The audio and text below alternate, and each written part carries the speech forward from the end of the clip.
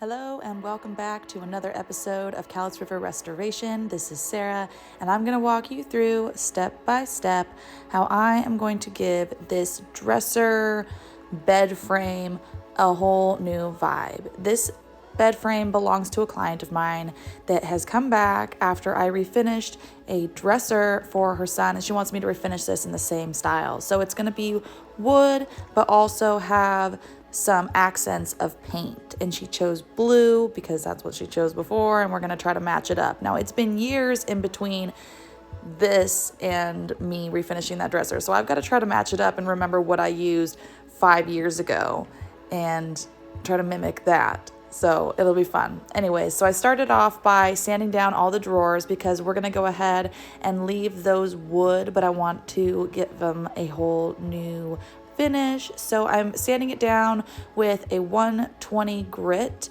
lightly just to get that top layer of finish off so that I can go back over it with a stain and give it a new finish. So 150 first, and then I'm going to go back over it after I get that top layer of finish off with a 220 grit in order to get it all softened up and smooth and make sure that there's no squiggle lines or anything from my sander so that it has a nice smooth finish.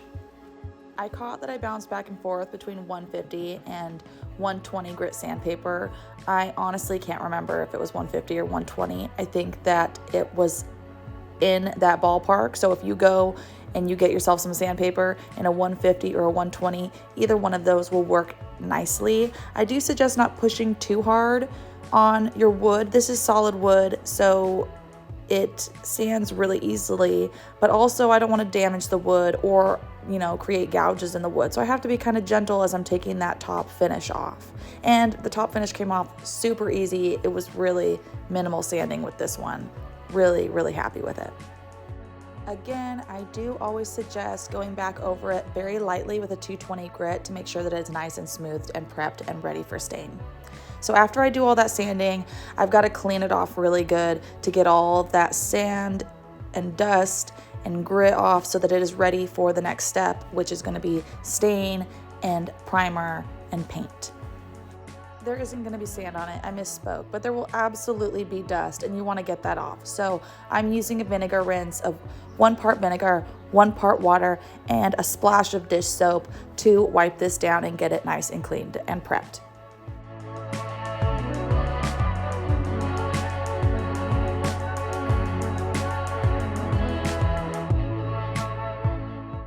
After I'm done giving a good wipe down, I go through with my vacuum and make sure that all of those corners are completely dust free and give it just another run over to make sure that it's good and clean. There was a little spot on there, obviously, that I felt needed to be sanded down before paint, so I sanded that down lightly and then went through with the vacuum. I also wanted to go ahead and vacuum out the inside of all the drawers so there wasn't any dust or cobwebs or anything else in there that, of course, nobody wants inside of their drawers that they're going to put their clothes in. I primed the areas that I'm painting blue with this Ultra Cover Rust-Oleum paint. And I did that because I remember that the first piece I'd done by her, we did in kind of a layered look. It wasn't just a flat blue, it had dimension to it. So I used the black as a base. I painted all the knobs with this black base, and then I'm also going to paint the shell, the base, let's say the base of the bed frame, this same black color before I paint the blue. So I used a basic angle brush by Woodster to paint this on. I just hand painted it with this paintbrush, and I try to get all of the brush strokes kind of going in the same direction. The knobs were a little squirrely, but no big deal, just a little time and patience, and they were taken care of. So then I jumped to staining all of the areas that I had sanded. So I'm going to stain them with a gray stain by Varathane. I put my hand into a latex glove and then put it into an old sock that I didn't have a match for and used that to apply all of the stain on the drawers and also on the top part of the bed base. There's like a shelf area, and the top of it is going to be wood, and then the base of it will be the blue color. So try to go in the same direction of the wood grain. It dries fairly quickly. I do suggest opening a window because it is quite potent, but that's what I did. And then I'm going to go ahead and do the same thing to the top, like I'd said, and just working in the same direction as the wood grain, as I had stated before. Again, this stain is called Classic Gray by Varathane, and the paint that I had used in the Rust-Oleum was a flat black. It does have a little bit of a sheen to it. It's not really true flat, but I love that paint, and it works really well for like everything.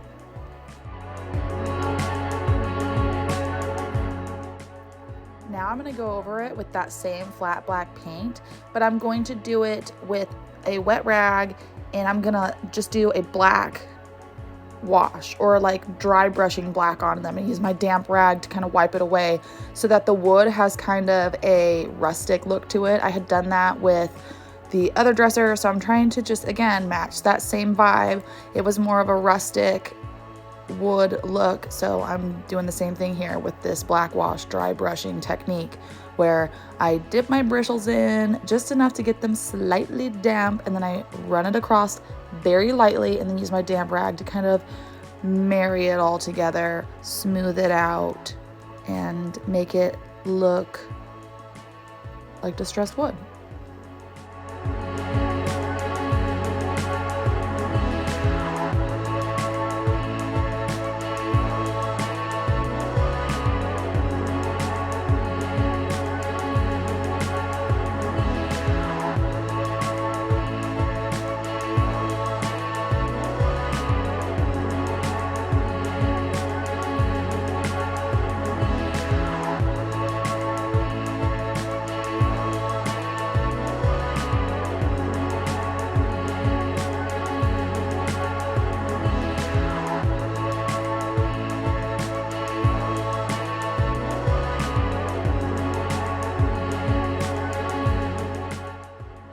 So I do that to all the drawers, and then I also do the exact same technique in the same direction as the wood grain to the top of the shelf headboard as well.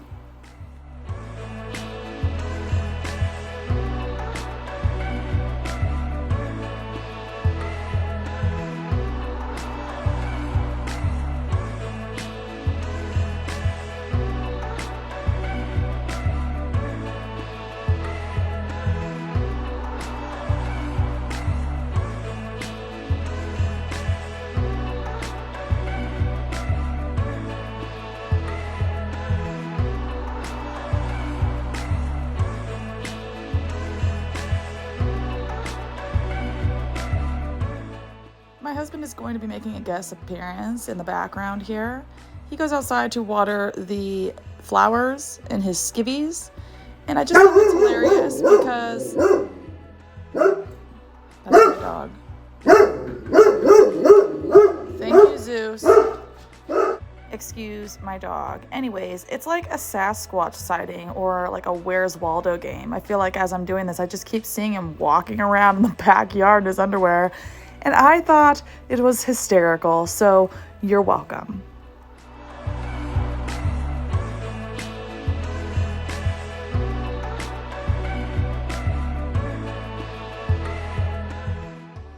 Now I'm going to be using Deep Breath by Bear in their decorative chalk paint. And I'm going to do the same thing I did with the black, and I'm going to use this angle brush, and I'm going to hand paint all of the knobs, trying to get all of the brush strokes in that same direction.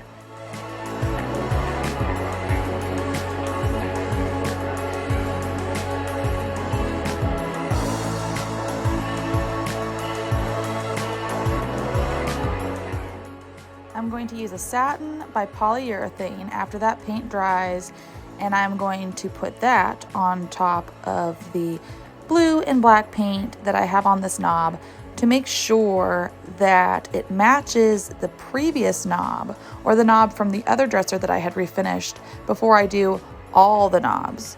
So I wanted to make sure that it matched. That makes sense, right? That I would want to make sure that it matches before I do all the knobs and then make sure that they're not a match, then find out they're not a match. But they ended up being a pretty good match. I believe I'm going to show you that they are a good match. Oh, here's my son making another guest appearance in my wild and crazy house. They were pretty close, not exact, but close enough in the fact that they were going to be across the room from each other, and I don't think it was going to make a huge amount of difference. And I okayed it with the client, and she said that she thought it was close enough too. So I'm going to do that same technique to the rest of the bed frame and also the headboard. I'm going to paint it all with the black and then go back over it with my blue Deep Breath using the same exact paintbrush with the same exact technique.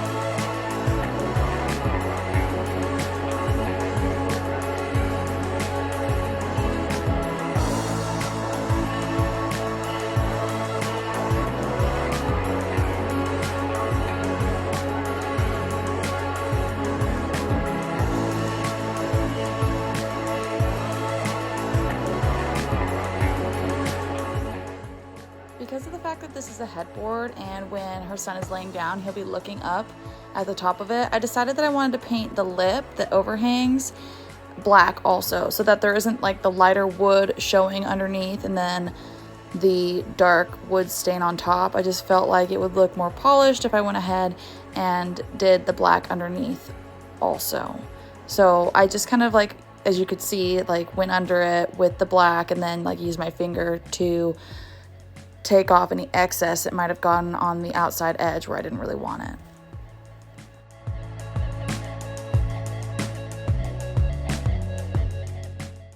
I decided to use painter's tape on the bed frame in order to have kind of a clean line where I'm painting, because although I know that his bed is going to go on top of it and you're not going to see, I know that also I need to go in with my color a little bit because the bed is smaller than the actual frame itself. So I know I need to go on that with color, but I want it to have like a clean line because it just looks more finished if I do it that way. I just like the way that looks better. So I went through and I kind of boxed it out with my painter's tape so that I would have a nice clean line where I used my paint to overlap a little bit so that when the mattress is sitting on top, it isn't having that light wood showing through, that the color is all the way through on the bed frame.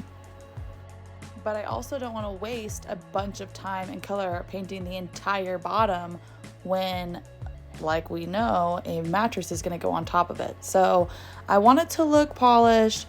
So I used the tape so there's clean lines, so when there's not a mattress on it, it still looks finished.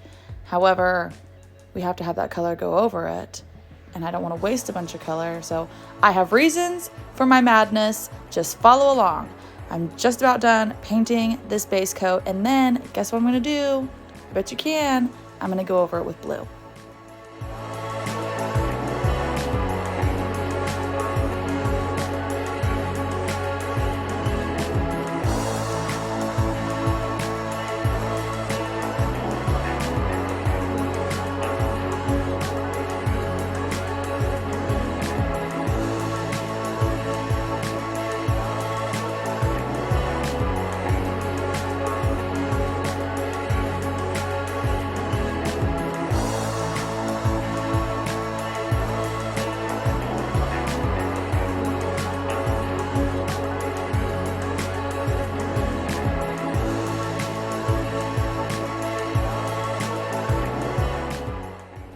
Cutting along that overhang so that there's a nice clean line underneath, so that way if you're looking at it from below, it looks polished and finished and clean.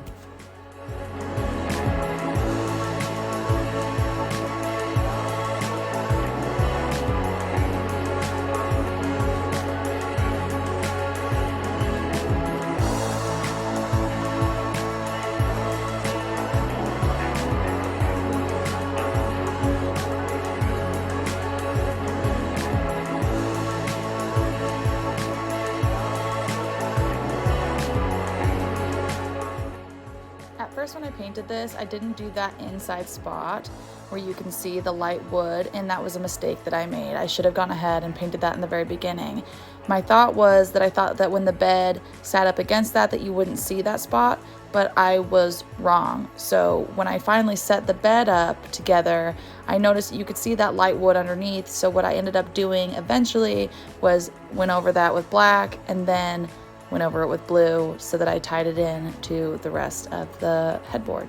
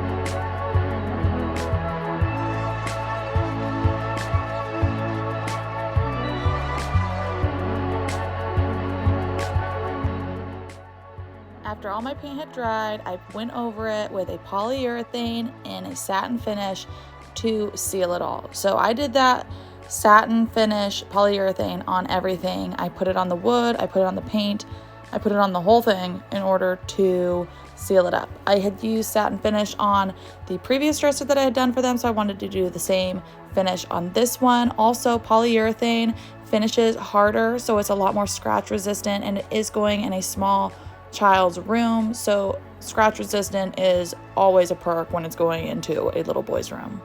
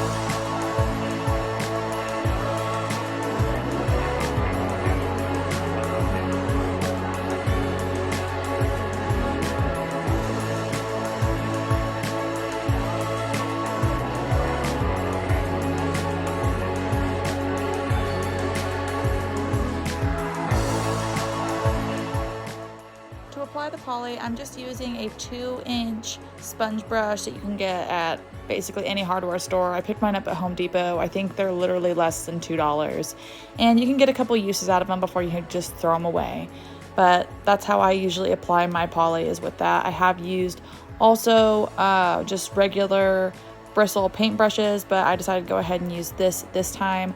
One thing I can say about putting poly over your chalk paint, in my experience, it doesn't go flat. It doesn't go, like, I don't know if it would be different if I spray polyed it, if maybe then it wouldn't go, like, have that kind of textured look, because it's still smooth, but it has like a dimension to it, I guess. It's just not one color flat blue. It has like different shades of blue that it kind of pulls from the paint, which I don't mind with this one because he has kind of more of a rustic room, so it kind of matches his vibe. But for example, if I wanted to do a completely flat blue, I would not use this technique. Or do you guys know if I spray polyed it, would it go on more flat. I'm not sure. I haven't done it yet. So you guys let me know in the comments what you guys think, or if you've had this same experience. I thought about even mixing the poly with my paint and going over it that way, but then I've also heard people say that then it's not quite as durable. So, oh, another guest appearance from my son, Peter.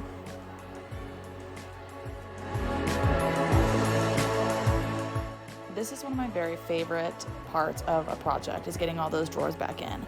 Now I say that flexibly, if that's even a word. I say that loosely because sometimes the drawers don't go in right, or I have a hard time getting the hardware back in, and for whatever reason it gives me a bunch of guff, but this one went super smooth. Hardware went in super easy, drawers slid right in, everything was textbook, simple, and fabulous. So this part feels really good because it's like, ta-da, you're done, you're there. However, this is also when I noticed that the inside of the headboard, those wood pieces, as you can see here, did not match the rest of it, and you can see them, and I hated it. And oh, another guest appearance from my little dudes. And that's when I knew that I had to paint it, where you can see here that I painted the inside so that it was one solid piece. And this is it. I don't have a picture of it in his room yet. I might have a picture eventually. Thanks for watching and stay tuned.